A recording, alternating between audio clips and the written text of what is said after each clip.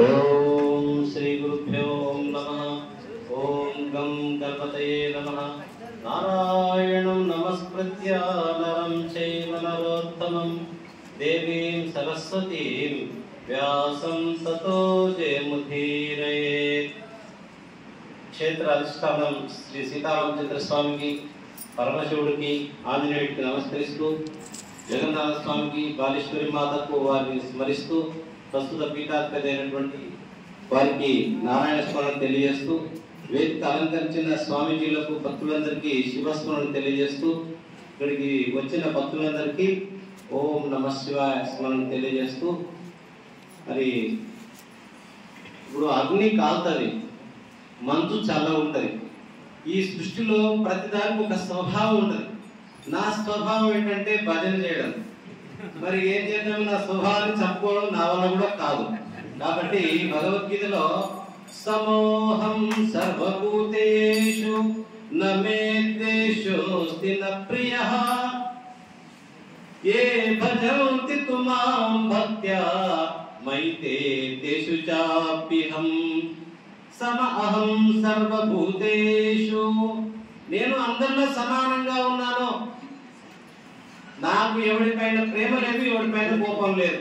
కానీ ఏ భజంతి తుమాం భక్త్యా, ఎవడు నన్ను శ్రద్ధ చేత భజన చేస్తున్నాడు వానిలో ప్రత్యక్షంగా నేనే ఉంటాను.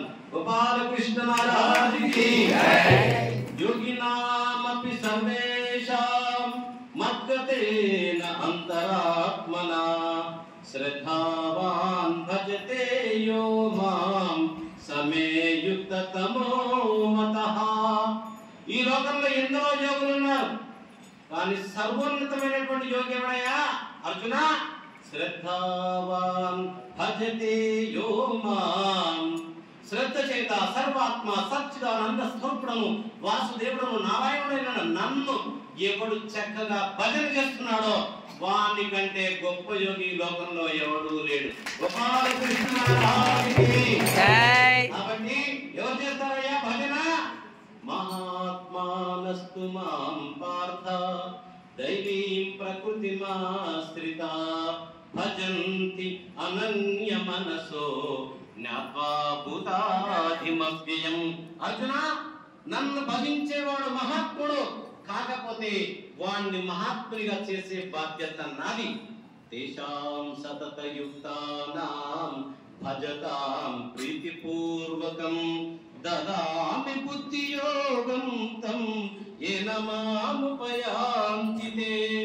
నన్ను చేరే మార్గం వాడికి తెలియకపోయినా ఎవడు నన్ను శ్రద్ధ చేత భజన చేస్తున్నాడో వాడి యొక్క అజ్ఞానాన్ని పోగొట్టి జ్ఞాన దీపాన్ని వెలిగించి నాలో ఏం చేస్తే లీనమవుతాడో ఆ మార్గాన్ని నేను చెప్తాను అర్జున, నన్ను భజించేవాడికి అన్నాడు. కాబట్టి మన శంకరేశ్వర గారు గొప్ప యోగి, ఇందులో సందేహం లేదు. కానీ ధ్యానం ఏంటి? ధ్యానం అంటే మన పురాణాల్లో లేదు, ఎక్కడుందండి? నాస్తి ధ్యాన సమం తీర్థం నాస్తి ధ్యాన సమం తపః నాస్తి ధ్యాన సమం యజ్ఞః తస్మాత్ ధ్యానం సమాచరేత్. అయ్యా, ధ్యానాన్ని మించినటువంటి గొప్ప తీర్థం లేదు, క్షేత్రం లేదు, యజ్ఞం లేదు, తపస్సు లేదు. కాబట్టి మనకు భగవద్గీత 6వ అధ్యాయంలోనే ధ్యాన యోగం ఉంది. చదివి చదివి చదివి ఎంటికలని అయిపోయినాయి, ముసలి అయిపోతున్నాం, కట్టేపట్టుకుంటున్నాం. కానీ మనం ధ్యానంలోకి వెళ్ళిపోయామా అంటే అనేక జన్మల పుణ్యఫలం ఉంటే కొంచెం ఆ మానవుడు ధ్యానంలోకి అడుగు పెడతాడు. ఇందులో ఏమాత్రం అనుమానం లేదు. గోపాలకృష్ణ మహారాజుకి. కాబట్టి మనమున్నదేంటి? కలియుగం. ఈ యుగంలో మనం ఏం చేయాలి? భగవన్నామ స్మరణ చేస్తే చాలు.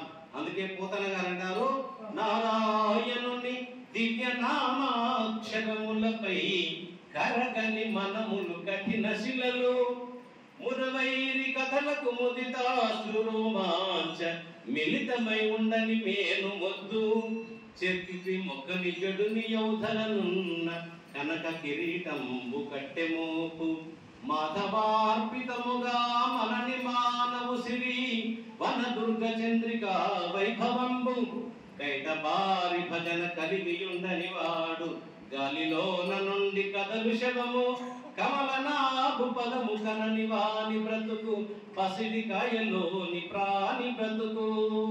నారాయణ అన్నడా ఒకసారి నారాయణ అని అన్నప్పుడు ఎవడైతే విని ఆనందం చెందలేదో వాడు మనిషి కాదట, రాయట. జై శ్రీమన్నారాయణ. జై శ్రీమన్నారాయణ. భగవంతుడి గురించి చెప్తుంటే విని ఆనందం చెందలేదో వాడు కూడా మనిషి కాదు, తుమ్మ ముద్దట. పెద్ద అధికారం మీద కూర్చున్నాడు, చాలా పెద్ద పోస్టు. కానీ ఎవడు భగవంతుని ముందు శిరస్సు వంచి నమస్కరించలేదో అది కట్టెల మోపు కంటే కూడా నిష్ఫలం. బంగారు గేటని నెత్తిలో ఉన్నా కూడా. ఇక మన దగ్గర చాలా మంది దగ్గర చాలా డబ్బు ఉంటది, కానీ ఏ డబ్బు అయితే నువ్వు భగవంతుడి సేవలో కొంచెమైనా దాన్ని కనుక వినియోగించలేదో అడవికి కాసిన వెన్నెల ఏటిలో పిసికిన చింతపండు తీసుకొని పోయి నదిలో పిసుకుతున్నాడు వాడు సాంబార్ చేసుకొని తాగుదామని. ఓం నమ శివాయ అండి. ఓం నమ శివాయ. భజన విషయానికి వస్తే అయ్యా, బయట భారీ భజన కలిగి ఉండని వాడు గాలిలోన నుండి కదలు శవము. శవం కదులుతాయా? స్వామి కదలంతే కదా, ప్రాణం పోయింది కదా శవము. కానీ ఎవడు భగవన్నామాన్ని చేయడం లేదో వాడు కదిలే శవమట. నారాయణ నారాయణ నారాయణ నారాయణ. ఓం నమో భగవతే వాసుదేవాయ. ఓం నమో భగవతే వాసుదేవాయ. బహూనాం జన్మనామంతే జ్ఞానవాన్ మాం ప్రపద్యతే. వాసుదేవః సర్వముయితి స మహాత్మా సుదుర్లభః. అనేక జన్మలు గతించిన తర్వాత ఎవరికి ఇది చివరి జన్మనా అటువంటి వాడు వాసుదేవ నమో నమః అంటాడు. వాసుదేవుడు అంటే ఏంటయ్యా? నివసతి యత్ సర్వభూతాని. సమస్త ప్రాణికోటిలో ఏ ఆత్మ ఉందో దానిని వాసుదేవుడు కదా అంటారు. అక్కడ శ్రీరాముడు అంటున్నాడు, ఈ నవరాత్రులు అంటారు. ఏమరా ఒక్క ముక్క చెప్పవా నా గురించి అంటాడు. వస్తున్నా శ్రీరామచంద్ర మహారాజ్కి.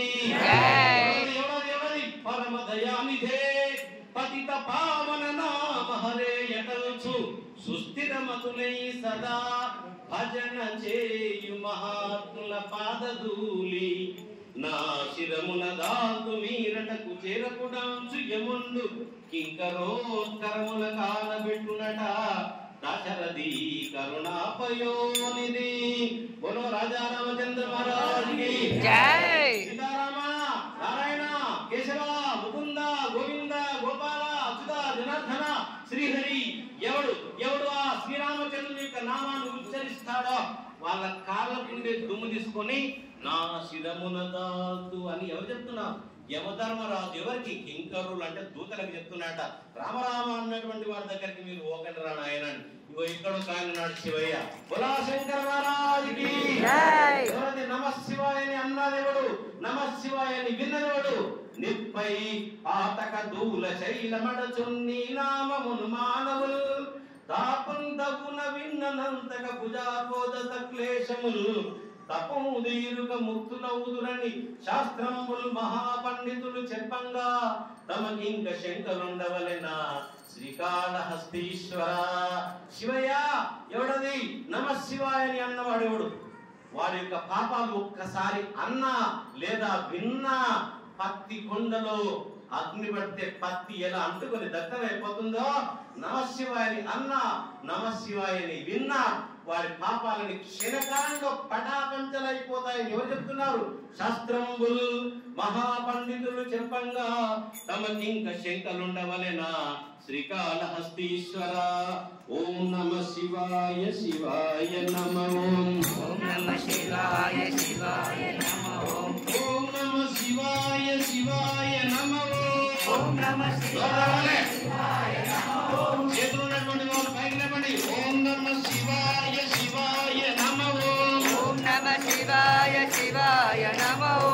సాంబ సదా శివ సాంబ సదా శివ సాంబ సదా శివ. సోమనాథ పరమ శివ సోమనాథ పరమ శివ. శ్రీశైలేశ పరమ శివ శ్రీశైలేశ పరమ శివ. ఓంకారేశ్వర పరమ శివ ఓంకారేశ్వర పరమ శివ.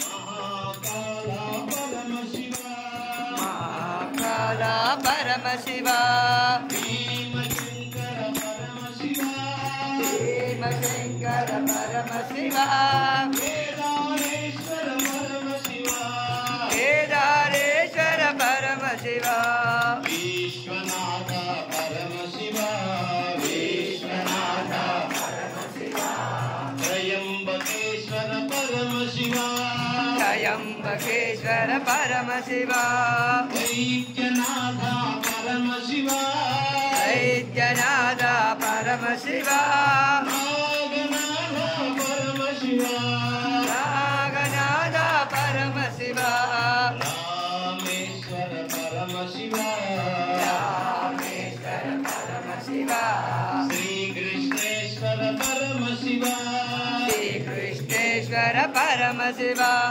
ఓం నమ శివాయ ఓం నమ శివాయ ఓం నమ శివాయ ఓం నమ శివాయ ఓం నమ శివాయ ఓం నమ శివాయ ఓం నమ శివాయ ఓం నమ శివాయ ఓం నమ శివాయ ఓం నమ శివాయ స్మరణేన వినశ్యతి 12 జ్యోతిర్లింగాన్ని ఒక్కసారి స్మరిస్తే 7 జన్మలు మీరు చేసుకున్న పాపాలు పోయినాయంట.